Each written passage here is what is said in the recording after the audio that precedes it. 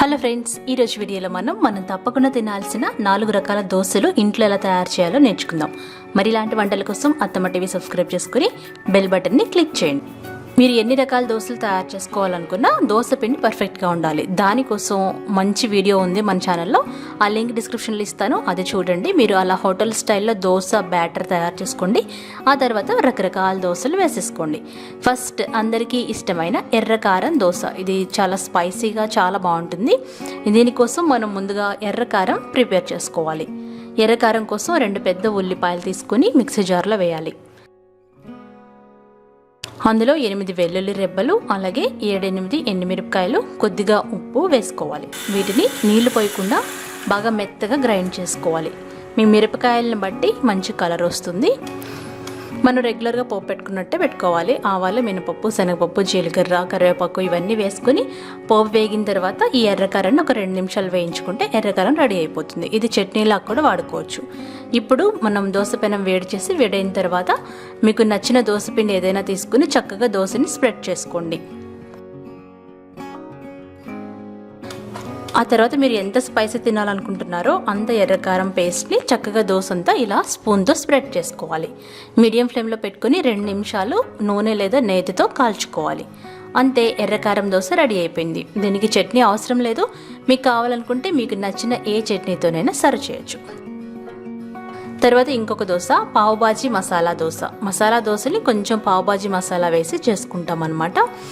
దీనికోసం ముందుగా ఒక ప్యాన్లో కొద్దిగా నూనె వేడి చేసి అందులో తాలింపు గింజలు వేయాలి. అలాగే పచ్చిమిరపకాయలు, కరివేపాకు, ఉల్లిపాయలు వేయాలి.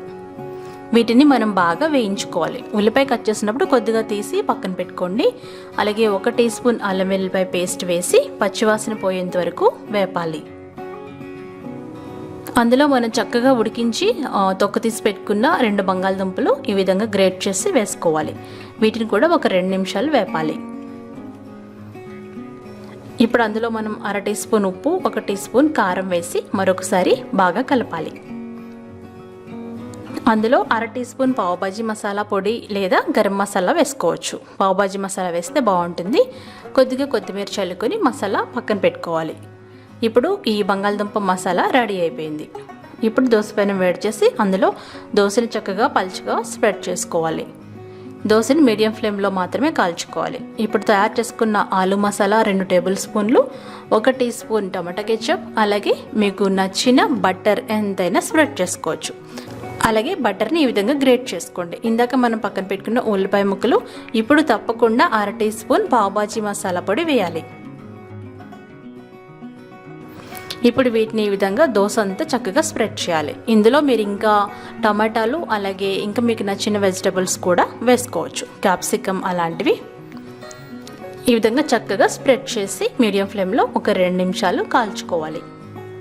చక్కగా రంగు మారిన తర్వాత సర్వ్ చేసుకోవడమే. ఇది పిల్లలకి చాలా బాగా నచ్చుతుంది.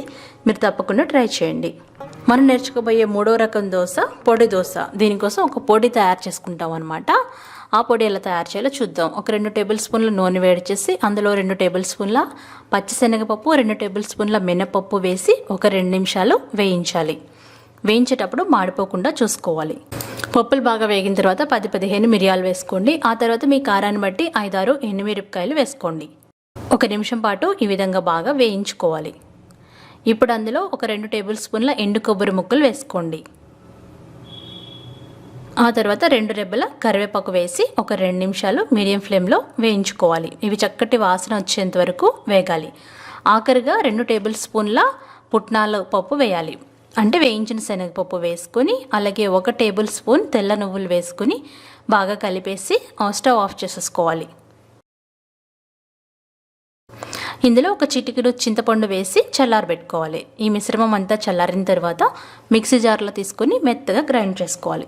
గ్రైండ్ చేసుకునేటప్పుడు కొద్దిగా ఉప్పు, అలాగే చిటికెడు ఇంగువ వేసుకొని గ్రైండ్ చేసుకోవాలి.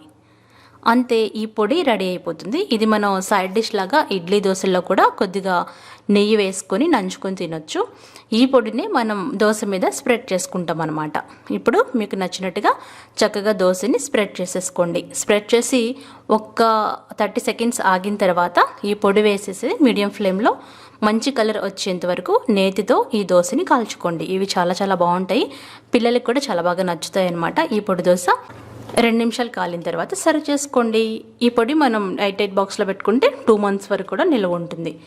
ఆ తర్వాత వస్తుంది పిల్లలకి ఎంతో ఇష్టమైన పిజ్జా దోశ. ఇది మనం లంచ్ బాక్స్లా కూడా పెట్టి ఇవ్వచ్చు. దీనికోసం దోశ పిండిని కొంచెం మందంగా స్ప్రెడ్ చేసుకోవాలి, ఊతప్పం లాగా అన్నమాట. ఇలా స్ప్రెడ్ చేసిన తర్వాత దాని మీద పొడవుగా కట్ చేసుకున్న ఉల్లిపాయలు, క్యాప్సికమ్ అలాగే టమాటా చక్రాలు పెట్టుకోవాలి.